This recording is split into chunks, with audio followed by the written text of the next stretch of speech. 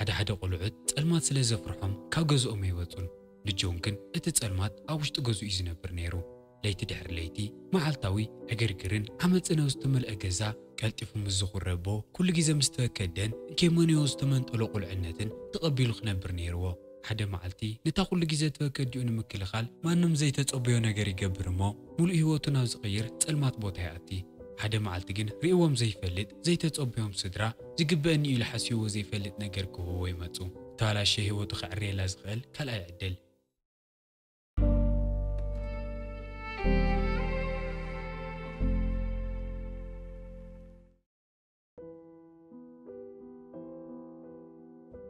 ፊልምና ጅምር ጆን ዝተባህለ ዕግርግረው ዝመልኦ ገዛ ዝዓቢ ቆልዓ እናርአየናዮ ኣቦኡ ንገዛ ሰኺሩ ይመጽእ እሞ ነዲኡ ሓደ ግዜ ንዕኡ እውን ብተደጋጋሚ ዝቕጥቅጦም ነይሩ ናይ ኣቦኡ ድምፂ ተሰሚዑ ጆን እናጎየ ክፍሉ ኣትዩ ዝሕባእ ናይ ዝስበር ብያትን ናይ ዲኡ ኣውያትን ብተደጋጋሚ ይስማዕ ስለ ዝነበረ እውን እዝኑ ሒዙ ዘይምሕባእ ካልእ ይገብርን ሰንኪ ዝዕግርግር ዝበዝሖ ህይወት ኣብ ደገ እውን ብሰላም ክነብር ኣይከኣልን ንሱ ሓደ ሓውን ካልኦት ኣዕርኽቶምን ረበሽትን ፍሉጣት ማዕገርገርትን እዮም ነይሮም ካብ ኩሎም ኣዕርኽቱ ዝነኣሰ ጆን ስለ ዝነበረ ካብ ክሊኒክን ካብ ዝተፈላለዩ ቦታታትን ንኽሰርቕ የገድድዎ ነይሮም ኩላቶም ሓደ ሰብ ዘይብሉ መሕበእ ገዛ ነይርዎም ናይቲ ግሩፕ ኣባል ምዃኖም ንምፍላጥ እውን ዝተሓበአት ኣብ ድሕሪ እዝኖም ዝተወቀጡ ኣውቃጦ ነይራቶም ሓደ ምሸት ከም ዝተለመደ ኣቦኡ ንጆን ንገዝኡ ብጣዕሚ ሰኺሩ ይምለስ እሞ ናይ ሎማዓንቲ ዕግርግር ካብቲ ካልእ መዓልቲ ዝኸበደ ኮይኑ ይጸንሕ ጆን ኣዲኡ እናተቐጥቀጠት እናርአየ ካብ ሕዚ እንድሓር ክቕፅል ኣይከኣልን ዓቕሉ ወዲኡ ስለ ዝነበረ እናጉየ ኸይዱ ካብ ክሽናይ ካራ የምጽእ እሞ ነቦኡ ይወግኦ ጆን ነቦኡ ብኻራ ዝወግአሉ ምኽንያት ጸሊእዎ ዘይኮነስ ነዲኡ ክከላኸል ስለ ዝደለየ ጥራሕ እዩ ጆን ነቦኡ ዋላ ይቕተሎ ደኣ እምበር ሓደገኛ ህፃን ተባሂሉ ኣብ ኢድ ፖላዊስ ይወድቕ ኣዲኡ ምንም ክትከላኸለሉ ይመኮረትን ምስ ሓዊ ኮይና ነቲ ስድራ ሓደጋ ምዃኑ ይምስክሩሉ እሞ ስርዓት ዘይብሎም ቆልዑት ናብ ዝእረምሉ ቤት ማእሰርቲ መሳሊ ቦታ ይሰደድ እዚ ክሕደት እዚ ካብ ኣዲኡ ኮነ ካብ ሓዊ ፈጺሙ ስለ ዘይተጸብዮ ፈጺሙ ማንም ሰብ ዘይኣምን ቀልጢፉ ዝናደድ ቆልዓ ይኸውን ግን ጆን ናብዚ ቦታ ዝምእታው ዝበለጸ ተናዳዳይን ተዋቃዓይን ዕዋላ ክገብሮ እምበር ምንም ኣይመሓየሾን ኣብ ውሽጢ ዝረሃብቴሽን ዝነበሩ ጻዕዱን ጸለምትን ቆልዑ መዓልታዊ ባእሱ ስለ ዝነበሩ ጆን ንድሕንነቱ ክብል ግድን ምስቶም ጻዕዱ ቆልዑት ክጥርነፍ ነይርዎ ካብ ሰዓት ዝንድሓር ጆን ምዝርራው ኮነ ምርዳእ ዝበሃል ነገር ይፈልጥን እንድሕር ደኣ ችግር ተፈጢሩ ብባእስን ቅልስን ጥራሕ እዩ ዝፍታሕ ኣብዚ እስር ቤት ተወሳኺ ግዜ እናሕለፈ ከይድ እንከሎ እውን ነዲኡ ንስድርኡ ንህይወት ንባዕሉ ከይተረፈ ሓያል ጽልእ እናፈጠረ ይመጽእ ኣብቲ ውሽጢ ኣዋርሕ ምጸንሐ ጥራይ ብጣዕሚ ከቢድ ዜና ይስምዕ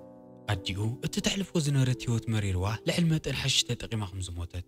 ሕዚ ጆን ኣብቲ ቦታ ክልተ ዓመት ጸኒሑ ክወጽእ ዋላ ተሓሲቡሉ እንተነበረ ሕጂ ዘዕበዮ ሰብ ስለ ዘየለ ሓላፍነት ወሲዶም ዘዕበይዎ ናይ እንጀራ ወለዲ ተዘይረኺቡ ዕድመ ልክዑ ካብቲ ቦታ ይክወፅእ ከምዚ ኢሉ ብጣዕሚ ነዊሕ ግዜ ሓልፍ እሞ ጆን ናብ ጨካን መንእሰይ ተቐይሩ ንሪኦ ሕዚ እውን ናይቶም ጸለምትን ጻዕዱን ባእሲ ፈጺሙ ስለ ዘየቋረፀ ጆን ምስ ሓደ ቆልዓ ጸሊም ብምዃኑ ጥራይ እናተዋእሶ ንርኢ ግን በጋጣሚ ካብቲ ባእሲ ይጽዋዕ እሞ ሓንቲ ሰራሕተኛ ጽቡቕ ዜና ተስምዖ ድሕሪ ብዙሓት ዓመታት ንጆን ናብ ገዝኦም ወሲዶም ከም ወለዱ ከዕብይዎ ዝደልዩ ሰባት ከም ዝተረኸቡ ጆን ንነዋሕቲ ዓመታት ኣብዚ ቦታ ስለ ዝጸንሐ ዝወፅእ ፈጺሙ ይመሰሉን ኣብ መጀመርያ ከም ዘይደሊ ብተደጋጋሚ ይካትዓ እታ ሰራሕተኛ ንዝተወሰነ ደቓይቕ ምስ ተጨቓጨቐቶ ግን እናሓሰበ ይጸንሕ እሞ ፍቓደኛ ይኸውን ምክንያቱ እንድሕር ደኣ እዘን ክልተ ዓመት ሰብ ዘይወሰዶ ጸኒሑ መንእሰይ ክኸውን እዩ ክልተ ዓመት ገይሩ ጸባይቱ ዘይመሓይሽ እውን እስር ቤት ይጽበዮ ኣሎ ድሕሪ እዚ ጆን ነቶም ሰባት እናተጸበየ ኣብቲ ክፍሊ ይጸንሕ እሞ ክልተ ካብ ኣይሪሽ ዝመፁ ኣርያናና ኣልድሬጅ ዝበሃሉ ሰብ ሓዳር ምዃኖም ይፈልጥ ንጆን ግን ልዕሊ መጠን ዘደንገጾ ነገር እቲ ኣቦኡ ኮይኑ ክዕበዮ ዝወስደሉ ሰብኣይ ጸሊም ምዃኑ እዩ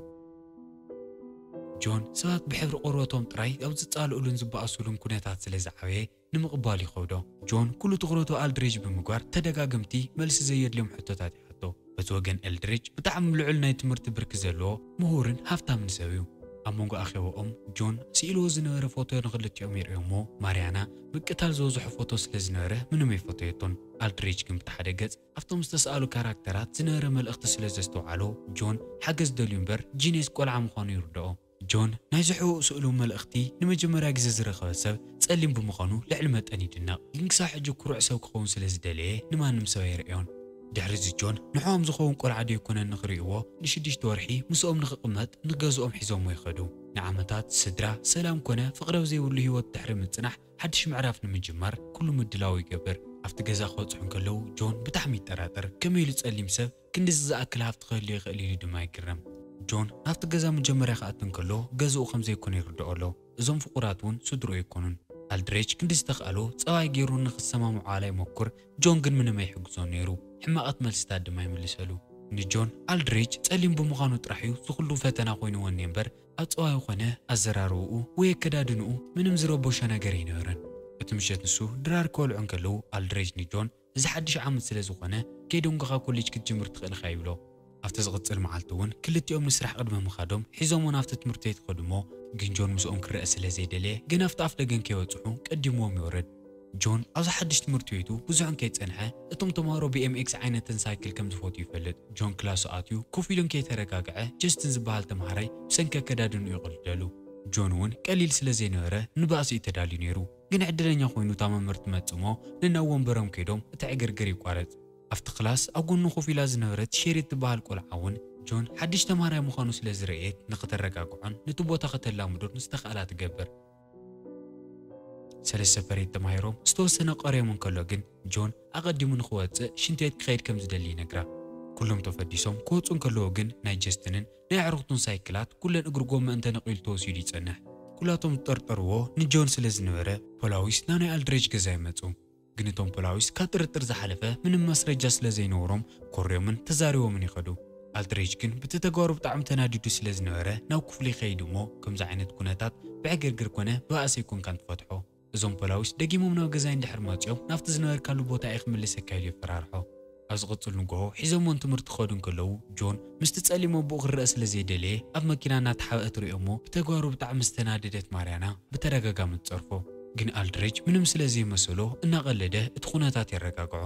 በቲ ወገን ጆን ምስ ሼሪ ዝነበሮ ርክብ እናወሰኸ ይኸይድ ኣብ ዕረፍቲ ሰዓት መፂ ኣብ ጎኑ ኮፍ ትብል እሞ ስኬት ቦርድ ከም ትፈትን ምስቶም ካልኦት ተምሃሮ ንኽትቀራረብ ከም ዝሓገዛን ነጊራ ንሱ እውን ንዘን ናይ BMX ሳይክል ምልማድ ንኽጅምር ትመኽሮ ጆን እውን ብዘረባ ብጣዕሚ ተደኒቑ ስለ ዝነበረ ካብ ሓደ ቆልዓ ናይ BMX መጋዚን ሰሪቑ ናብቲ ናይ ስኬት ቦርድ ሜዳ ኸይዱ እናረኣዮም ይውዕል ድሕሪዚ ገዝኡ ይምለስ እሞ ኣብ ኩሉ ዝጠርጠሮ ቦታ ቅርሺ ንምእላሽ እናፈሓረ ይጸንሕ ኣብ መጨረሻ ናብቲ ዝተሓፀየ ናይ ኣልድሬጅ ቢሮ ይኣቱ እሞ ኣብ ሕሉፍ ብጣዕሚ ጎበዝን ብዙሕ ሽልማታት ዝነበሮ ቦክሰር ምዃኑ ይፈልጥ እቲ ኦፊሱ እውን ብብዙሓት ጋዜጣታትን ሽልማታትን ዝተሸዋረቐ እዩ ነይሩ ኣብቲ ተሰሓቢ ቅርሺ እናኣለሸን ከለውን ሓደ ጋዜጣ ይረክብ ኣልዒሉ ከንብቦን ከለውን ኣልድሬጅ ጎበዝ ተቓላሳይ ዋላ ይኹን ደኣ እምበር ናይ ኦሎምፒክ ዘይኣትየሉ ምክንያት ብዘየደሊ ባእስን ገበንን ስለ ዝፍለጥ ምዃኑ ይነግር ግን ጆን እቲ ጋዜጣ አንቢቡን ከይወድአ ማርያና ትመፅእ እሞ እናኾረየት ኣልድሬጅን ከይመፀ ቀልጢፍካ ካብ ዝኽፍሉ ውፃእ ኢላ ትነግሮ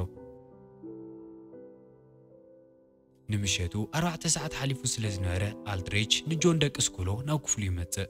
ጆን ግን ፈቓደኛ ኣይነበረን ኣልድሬጅ ድማ ብጣዕሚ ይናደድ ጆን ኣልድሬጅ ቦክሰር ምንባሩ ካብ ዝፈልጥ እንዳሓር ቅሩተ ይፈሪሕዎ እዩ ግን ኣልድሬጅ ሓይሊ ናይ ምጥቃም ምንም ሓሳብ ይነበሮን ኣብ ክንዲኡ እቲ ኣጋጣሚ ካብ ገጠር ክመፅእ እንከሎ ትምህርቲ ንምምሃር ጥራይ ክልተ ስራሕ ይሰርሕ ከም ዝነበረ ንምምሃር ይጥቀመላ ከምኡ ኢሉ እናተምሃረ ንማርያና ከም ዝርከባን ህይወቱ ካብኡ እንዳሓር ፅብቕቲ እናኾነት ከም ዝመፀትን ይነግሮ ጆን እውን እናሰምዐ ድሕሪ ምፅናሕ ንምንታይ ካልኦት ቆልዑት ዘየምፅኻ ኣነ ሕማቕ ባህርን ሕሉፍን ከም ዘለና እናፈለጥካ ንዓይ መሪፅካኒ ኢሉ ንኣልድሬጅ ይሓቶ ኣልድሬጅ እውን ኩሉ ሰብ ካልኣይ ዕድል ክወሃቦ ኣለዎ ኢሉ ካሊእ እንከይበለ ሓዲግዎ ይወፅእ ግን ቅድሚ መውፅኡ ብዛዕባ እንታይ የንብብ ከም ዝነበረ ሪእዎ ስለ ዝነበረ ፅባሒቱ ንግሆ ናብ ሓደ ድኳን ይኸይድ እሞ BMX ሳይክል ገዚኡ የምፀሉ ኣብ ዝቕፅል ንግሆ ንጆን እታ BMX ሳይክል የርእዮ እሞ ብጣዕሚ ይሕጎስ ግን ሕዚ ምንም ልውሃ ኮነ ምርግጋዕ ክርኢ ስለ ዘይደለየ ንክኾርዕ ይሙክር ንኣልድሬጅ እውን ወዲ ዘለካ ኮይኑ ንኽስምዐካ ዲኻ ሳይክል ገዚእኻለይ ኣነ እንኳ ቆልዓ ኣይኮንኩን ኢሉ ንኣልድሬጅ ዘይተፀበዮ መልሲ ይምልሰሉ ኣልድሬጅ ዝኽሰምዕ እንከሎ ብጣዕሚ ይናደድ ግን ናይ ጆን ፀባይ እናተረድኦ ስለ ዝመፅሎ ምንም እንከይመሰሎ ናብ መኪናው ኣትዩ ሓዲግዎ ይኸይድ እቲ ምሸት ንሱ ግን ኣልድሬጅ ኣብ ደገ ዝኾነ ድምፅታት ይሰምዕ እሞ እንታይ ምዃኑ ንምርኣይ ብቲ መስኮት ይጥምት ለካ ጆን ሳይክል ዘላምዶ ቦ ስለ ዘይነበሮ ገና ከይከኣለ ኣይዓብዩ ሕጂ ግን BMX ናይ ምጅማር ሓያል ድሌት ስለ ዝነበሮ ንባዕሉ ንኸላምድ እዩ ዝሞክርሎ እዚ ምስ ፈለጠ ኣልድሬጅ ካብ ስርሑ ጆን ድማ ካብ ትምህርቱ ከዕርፉ ከለዉ ሰንበት ሒዝዎ ናብ መናፈሻ ይኸይድ እሞ ሳይክል ከላምዶ ይሙክር ከምቲ ንፅበዮ ጆን ሳይክል ምባል ጸሊም ሰብኣይ ከላምዶ ይደልየን ኣልድሬጅ ግን ብጣዕሚ ዓቕላም ሰብ ስለ ዝነበረ ንስኻ ዓብዪ ኢኻ ሳይክል ምባል ንኽትላመድ እውን ብዙሕ ግዜ ይክወስደልካን ሕጂ ኩርዓትካን ትዕቢትካን ንኸየብሎ እሞ ሳይክል ምባል ከላምደካ ኢሉ እቲ ስልጠና ይጅምሩ ኣልድሬጅ ናይ ባዕሉ ዝተፈለየ መንገዲ ተጠቒሙ የላምዶ እሞ ጆንን ሚዛኑ ሓልዩ እታ ሳይክል ብቐሊሉ ንምባል ብዙሕ ግዜ ወሰዶን ንመጀመርያ ግዜ ድማ ካብ ዝውለድ ናይ ታሕጓስ ፍሽኽታ ገፁ ይርአ ካብዚ እንድሓር ባህሩ ቀስ ብቐስ እናተቐየረ ይመፅእ ገዛ ክምለስ እንከሎ እውን ንማርያና ኣቑሑት ምሕፃብን ድራር ምቕራብን ይሕግዛ كافت زغط نجوهن دحر جون نتمرت سوت حسب يدلون سايكلو جيرد ما بعلي خيد بسايكلو نتمرتيت كم من لاس حلفو أو إنترنت استوصلنا نبي إم إكس من قصاصات يلامد كوعلك حدرن كلون سايكل مبال ترايزي كونس نبي إم إكس من قصاصاتون إنها تلامدن إنها خالني مات شيرون نخلوت بي إم إكس أفكرتي إنها رأي نخلامد حيزاتو نفتو كلوازن قصاص لبوتات خيد كم زناله جون مسايكلون مش شيرن زنورو ركب إنها وسخنا تنكرني خيد جون الساعات أدقى ترايزي كونس أو جزاون مسولو زنورو ركب إنها تسبق يزخدلو دحر سلسته ورحون جون ألدريج أفتمنى في الشازر يومنا بي إم إكس مكس قاستاز سلسلو نغريو يعدمو ألدريجون فقادن ياخون مو اتا معالت تمتسق كلت يوم بسايكلو من ناخدون كلوون اتم ناي جون نايكل عنات عوالو عرختو يرخوهم اتم عوالو حاوم كريوان كلو تمليسو نافت نايك ادم غانقون خاتي كأمنو يمكرو ألدريج أما أخلقاتيو كباسو منا تداليين كلو رور منغوي آتمو حجي جون كم حلوف سلازي كونه يوتو نخقتل نخقدفو ينقرم جن اتحاد جاك زبال ودي فقادنيا ينورن نالدريج بسنك تسألي مخونو ناتت عرف دمه بأسي العل ألدريج نوسنو مكلا خالص خيل قوز تقالا سيوالا ينبر بزيحهم بدحري تزنقعهم سلازو وقعوه حيال قدات تقوديو أمريتي ودق رورن اتون كلاو تعرختون دما ناي جاك سايكل مسؤوم حيزوم كافت بوتا قلطيفهم يملطو ألدريج توصو حدقا خبيت سلاز نوره هوسبيتال كأتنيرو دحرزي جون نغزاي خيدمو ناو خيه نماريانا نزقات أمانا قري كرتا حتى نالدريج اتباس قد مجمارو نخخيد نجيرو خمز نورن جنن كيسو معو اتحرقا خمز قات من يردع جن حجين ماريانا اتقات امي كترسو عم تمكر زنورت توستاتا تمثيلاني دحرزي افتناي ألدريج تسحاو زنورنا قدم غازيطاتا توصمو جون بزعوا ألدريج زي فولتو زنوره كفال تاريخ تنقرو ألدريج اوت مرتيت جوز بوكسنيان جوز تمارين ولا ينبر حدا معلتي تسلم بمخانو تراي نتساعدا قوال دفيرو توهايلي خصاص بسنك زحاسوت ونجلا دما سكولارشيبو تمنتيلو كافت كوليج تواريرو أولمبيك نغيسات تخلكيلو كاوكلوون تواريرو مزيغورو جمن واقع خفل نا إسرائيل سدد نفت إسرائيل زعاتي نسعدا قوال دفيرو توهايلو سلازنورون اتوم اوتصنحو أسرات صبوق يتقبلون حدا معلتي بترقاقا من ناقض قطوة دحر مصنح بخبيدو سلازتو قدقة من راح أكالو توقعو قولو عد كولد كم زي خليفة جونز محزن تاريخ زقسم عن كله وزغل جيزة قصة قوي يقولون زنور ألدريج بتعمي حزنلو زخيا أكل ماريانا زرقات قتلمو نايمايت زغتمات ولد زيولون قلعت فايل النار إيد حرم تصنح ناتكاز مرتسة نمنتاي مسلكا ألدريج نبوخا خراز وقا خلو مغنات ندغاق تكلا خلنبر حماق قلع خمزي كونكا سلستو ردويو اتمان نمسا كوكا فقادنيا زينوره كالا يعدل نخوكا دمايو نفس قزام تيكايلا اتحقق نقرو جون زغلو دحر مسمع لعلمة اسمعيتاوي خوون حدا ناقر كقبر سلزنوروون ناوناي ريجن اتون كالو تعرقتون محوي خيدمو اتا سايكل اي كم زقوروا سلز بلتا نستاتو موكالي خفلي انا تجاوتون الناساتوين نكالو سايكلو حيزي خيد جينا افدقا خاتسحن كالو سلز رئيوو بمكينو امجيرو ميسعوو جينا الساعات زي جون اتاناي بي ام اكس سايكل لعلمة انقو بيزلا سلزنوره ولا بمكينا سعوام كركووي كالون اما ترشقونا مليتلوم نقازو يملس أز قصل معلتي تمرت خيرين كله جستنن حدا عركون كافز درجة حنت مقصقاس غير كان دحر داب سايكل كوريدكا إذن إيدي زلوا قرش شلمك إلي نحنحو جون سقول الناس مع دحر مصنح بسايكل يقرمو إن دحر دات قرش عطف غير كايو أنا خفت درجة 360 ديجري زيرة كور دي غلي نقرو جستنن عركون اتا مقصقاس لعلمة أن حدا غنيا مخانا سليز فولتو إنه دقا نغريوان نغوارد وان دليوم فقادنياتات يخونو جن تحقي نوز غروي نيرو جون إذا منقصقاس مكان قئلا كن محجون موكيرو يفلتن أو إنترنت رح يزري أنيرو جن بدفرت نافت درجة يديومو ما نمسون كي تتصبيو 360 ديجري زيرو من كي تقودقه بتصبوق من قد يودا دحرستو سونو معالتات ألدريج أو هوسبيتال زنورت أنيحيت وديو نجازاي ملسمو اتان جون هيو زنور سايكل سريقو 5 ملس آخر انكلو بتعمي حقوسن بوديو خرعن ناوشت جزا خاتن كلون جون ناينكو عد حن مصخا زداليلو تونيرا اتاوبتو بتعم ركاشن قلال نغرا كليته تصلي من صعدان عيف احنت بياتي ما يناسوتيو جن نجوننا ألدريج كند انباز خون عوي ترغم نيروا ألدريج اتاوبتو حيزو ناونا جون كفلي خيد جون جن ألدريج هوسبيتال زاتي بسون كوين سلسته سمعو بحفرة دنينو كانيو خريو دفرتي نورون ألدريج دما تطو نخبلي ازوزومو أستيوم يحقفو أزا ساعات جون لعلمة انسمعتاو خوينو مبكاي جمر كازو ولد انكوان دغم زجيرو زحقفو بو سو كارخي ويفلتن أزا غتصل معالتي تمرت خيدن كلو شيرت متصمو أزا حلفة معالتي اتا زقورا 360 ديجري منقصقاس أو إنترنت تسقيلا بتعمل فايرال كم زغادتن كل سو كم زري قالون تنقرو ግን እዚ ጥራይ ዘይኮነስ እቲ ቪድዮ ናፍቲ ስኮት ዝበሃል ናይ BMX ሳይክል ንጉስ እውን ያሰዲዳሉ ስኮት እውን እቲ ቪድዮ ክሪኦ እንከሎ ብናይ ጆን ብቕዓት ብጣዕሚ ስለ ዝተደነቐ ንሼሪ ንኽተራኽቦ ይቋፀራ እቲ ናይ ቆፀሮ መዓልቲ ኣኺሉ ክራኸቡ እንከለዉ ኣብ ናይ ስኮት ጋንታ ዝፀንሐ ጀስቲን ብሓንቲ ምንቅስቓስ ጥራይ ናብ ጋንትኦም ስለ ዝኣቱ ነበረ ብጣዕሚ ይቐንእ ድሕሪ እዚ ጆን እቶም ጋንታ ደስ ኢልዎም እውን ንኽቕበልዎ ዝተወሰኑ ካልኦት ዝተላመዶም ምንቅስቓሳት ከሪኦም ነይርዎ ስኮት ብዝረአየ ነገር ብጣዕሚ ተደኒቑ ስለ ዝነበረ ኣብ መጨረሻ ንጆን ይቕበሎ እሞ ኣብ ስልጠና ሰዓቶም መፂኡ ምስኦም ንኽሰልጥን ይዕድሞ ድሕሪ እዚ መዓልታዊ እናተመላለሰ ምስኦም ይስልጥን እሞ ናይ ጀማሪ ዝበለፀ ዝተወሰኑ ክእለታት የጥሪ ጆን ዘይፈልጠሎ ነገር ግን ሓው ሮሪ ሓደ ግዜ እናተመላለሰ እናሰልጠነ ይሪኦ ነይሩ ግን ሓደ መዓልቲ ኣልድሬጅ ንጆን ናፍቲ ስልጥነሉ ቦታ ኣብፅሕዎ እናኸደ ሮሪ ቆቢዑ ገይሩ ይሪኦ እሞ ከይዱ እንታይ ትገብር ለኻ ኢሉ ይሓቶ ምክንያቱ ከምቲ ቅድሚ ሕጂ ክበኣሶን ነገር ከም ፀሉን ዝቐርብሎ ይመሲልዎ ነይሩ ኣልድሬጅ ኣብ ሰዓት እዚ ዝፈለጠ ሮሪ ንጆን ዓርኩ ጥራይ ዘይኮነስ በተኻ ሓው እዩ ሓደ መዓልቲ ድማ ስኮት ንኩሎም ሰልጦን ተኣኪቡ ክለብና ወኪሎም ዝወዳደሩ 5 ሰባት ክመርፅ ግን እቶም 5 ሰባት ዝምረፁ ብድሌቱ ዘይኮነስ ብዓቕሞም ምዃኑ ብምንጋር ዝበለፀ ንኽስልጥኑን ንኽዳለዩን ይነግሮም እቲ ናይ ምልመላ ውድድር እናተጀመረ እንከሎ ጆን ልዕሊ መጠን ፀቕጢ ይስምዖ ካብ ቁልዕነቱ ጀሚሩ ትርጉም ዘለዎ ነገር ገይሩ ይፈልጥን ሕዚ እዛ ሰዓት ኣኺላ ንኸየፍርሳ እናፈርሐ ትኩረቱ ተሰሪቑ ስለ ዝነበረ እውን ክንቀሳቐስ እንከሎ ይወድቕ እሞ ከይተሳኽዐሉ ይተርፍ ጆን ንገዛ ይምለስ እሞ ብነብሱ ብጣዕሚ ይናደድ ከምቲ ኩሉ ግዜ ዝቕጥቅጦ ዝነበረ ብኡ ሰነፍ ኮይኑ ዝነብር ይመሲልዎ ኣልድሬጅ ናፍቲ ክፍሊ መፂኡ ይሪኦ እሞ እንታይ ከም ዝፍጠርሎን ዝስምዖሎን ስለ ዝተረድኦ ምስኡ ንኽመፅእ ይነግሮ ጆን ኣልድሬጅ ዝፅውዓሎ ካልእ ናይ ህይወት ትምህርቲ ክቦ ይመሲልዎ ነይሩ ግን ኣይኮነን ለካ ጆንን ሮሪን ኣሕዋት ምዃኑ ምስ ፈለጠ ክራኽቦም ይሒዝዎ መፂኡ ጆን ከምቲ ትፅበይዎ ንሮሪ ክርኢ እንከሎ ደንጊፁን ተናዲዱን እዩ ነይሩ ግን ሎማ ዓንቲ ሮሪ ናብ ጆን ዝመፀ ናብ ናይ መከራ ህይወት ክመልሶ ደልዩ ዘይኮነስ ንዝረኺብዎ ናይ ሓድሽ ናይ ህይወት ዕድል ንኸይንዕቆን ንኽቃለሰሉን ንኽበረታትዖ ይመፅዩ እታ ቆልዓ እንከሎ ዝጫወተላ ነበረ ባምቡላ ደርብዩ ቆልዓ ኮይኑ ነብኡ ካራ ክወግኦ እንከሎ ንሱን ኣዲኡን ንምንታይ ንስድራ ሓደጋ ኢሎም ከም ዝመስከሩሉ ይረድኦ ለካ እቲ ሓሳብ ዘምፀት ኣዲኡ ንጆን እያ ነይራ ከምቲ ንሳ ትቆጥቆጦ ዝነበረት በብኡ እናተቐጥቀጠ ክዓቢ ስለ ዘይደለየቶ ድማ እያ ካብቲ ገዛ ምእንቲ ክወፅእ ሓደገኛ ኢላ መስኪራሃሉ ሮሪ ቅፅል ኣቢሉ ኣብቲ ዝዓበቐሉ ቦታ ክንድኡ ትሳቐ ይመስለናን ግን ከዓ ካብቲ ኣብ ገዛ ዝነበረ መከራ ይሕይሽ ኣቦኦም እውን ሓደ ግዜ ምስ ተኣሰረ ዝፍትሐሉ ግዜ ኣኺሉ እውን ክወፅእ ከም ዘይደለየ ይነግሮ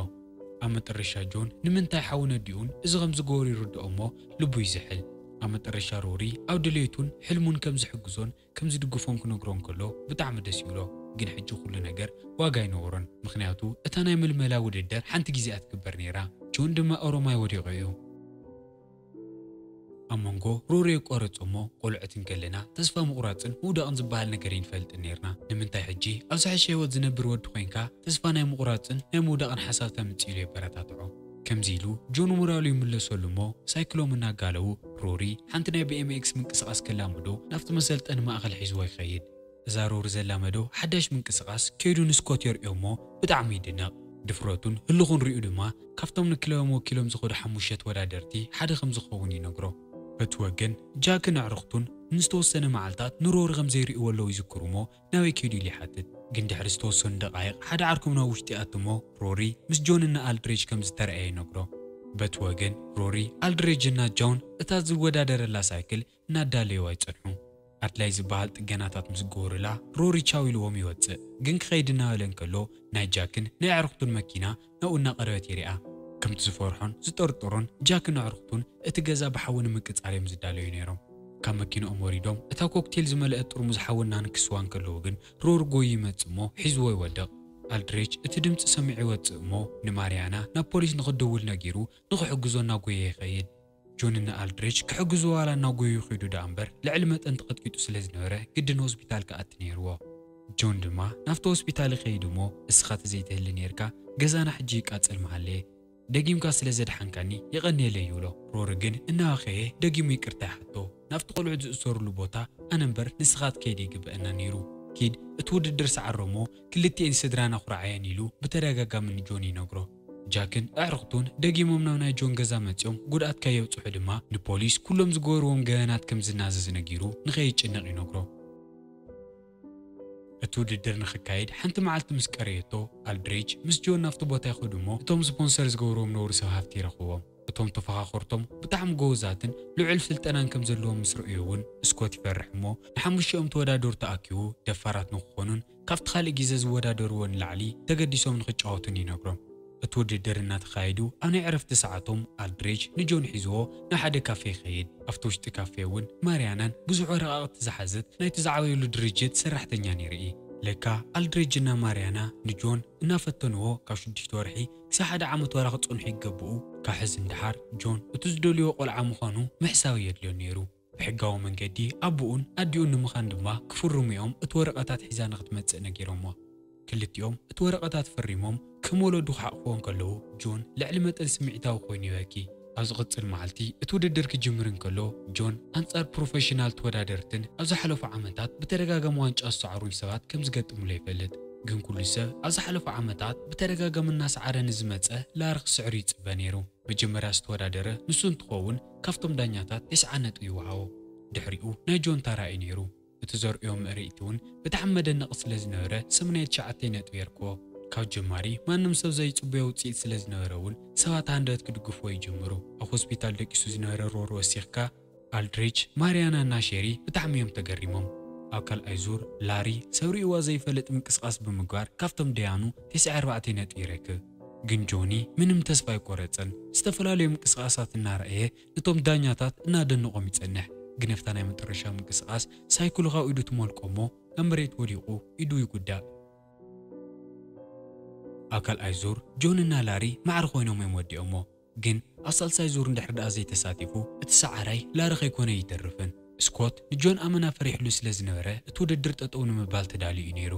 ኣልድሬጅ ግን ናይ ባዕሉ ሕሉፍ እናዘከረ ጆን ኣብዛ ቦታ በፂሑ ተስፋ ቆርፅ ደልየት ኣይነበሮን። ናብኡ ዝምቕርብ ኢሉ እውን ን15 ዓመት ቦክስ እናተጋጥምኩ ፀኒሐ እየ። ማእገርካ ናብ ነበረታ ቦታ ንምምላስ እውን ካብ 5 ደቂቓ እንዳዕለ ይወስደለየን ኢሉ ይነግሮ። ጆን እዚ ኩሉ ሰልጢኑን ተቓሊሱን ኣብታ ናይ መጨረሻ ሰከንድ ተሰናኺሉ ክወድቕ ኣይደልዮን። ምክንያቱ ናይ ባዕሉ ሕልፍ ከምዚ ኢሉ እዩ ተባላሽዩ። እታ ተገመያ ዝነበረት ማእገሩ ናብ ቦታ ኣይምልሰሉ እሞ እቲ ድናቕ እውን ንጆን ተሃንጢኡ እናተፀበየ ይጸንሕ። ኣብ ሳልሳይ ዙር ዝተረፉ ጆንና ላሪ ስለ ዝነበሩ ኣብ ሓደ ዓብዪ ፕላትፎርም ንኽወዳደሩ ይሕተቱ። መጀመርያ ምርኢት ዘቕረበ ላሪ እንትኸውን ጽብቕቲ ባክ ፍሊፕ ብምግባር ትኹረት ናይቶም ዳያኑ ይረክብ። ናይ ጆን ታራ ክኣክል እንከሎ ኣብ ላዕሊ ደው ኢሉ ኩሉ ነገር ይዝክር። ከመይ ኢሉ ኣብ ዕግርግር ዝበዝሑ ስድራ ተወሊዱ ኣብ ሕማቕ ቦታ ከም ዝዓበየን ሕጂ ኩሉ ንምቕያር ዕድል ከም ዝተውሃቦን ናይ ግድን ንኽልቲኦም ወለዱን ንሓውን ክኹራዕ ከም ዘለዎ እናስታወሰ ጽብቕቲ ባክ ፍሊፕ ይገብር እሞ ንላሪ ስዒሩ ቀዳማይ ኮይኑ ይውድኦ። ድሕሪ ዝተወሰኑ መዓልታት ድሕሪ ክንደይ ዓመት ናይ ኣዲኡ መቃብር ክርኢ ይኸይድ እሞ ዝተወሰኑ ፍየርታት ይቕምጠላ። ጆን ኣብታ ናይ ከተምኡ ዝነበረት ንእሽተይ ውድድር ድሕሪ ምስዓር ኣብ ዓለም ሙሉእ ዓበይቲ ውድድራት እናካየደ ይነብር። ወለዲ ንዘይብሎም ቆልዑ ድማ ዋና ተኻታዓይን ተኸላኸላይን ይኸውን። ሳላቶም ክልተ ዘይፈልጥዎ ግን ድማ ኣመና ዝፈተይዎ ወለዱ ህይወቱ ሙሉእ ንሙሉእ እያ ተቐይራ። ኩሉ ነገር እንትገብር ኣብ ጎኑ ስለ ዝነበሩ ድማ ንሱ ናብ ናይ እርጋን ሰዓቶም ኣብ ጎኑ ዝተለዓለ ፎቶ እናረኣና ፊልምና ይውዳእ። ከምዚ ዘስተዋዓልኩሞ ናይ ሎማዓንቲ ፊልምና እውን ሓቀኛ ታሪኽ እዩ። ፍቅሪ ወለድን ናይ ህይወት መሰናኽልን ኣምሂርኩም ይኸውን ኢለ ተስፋ እናገበርኩ ካብ 17 ወይ ክሓልፈ። ንስኹም ከ ክንደይ ትብዎ ኣብ ኮመንት ጻሕፉለይ። ደጊምና ክሳብ ንራኸብ ሰናይ ጻኒሒት።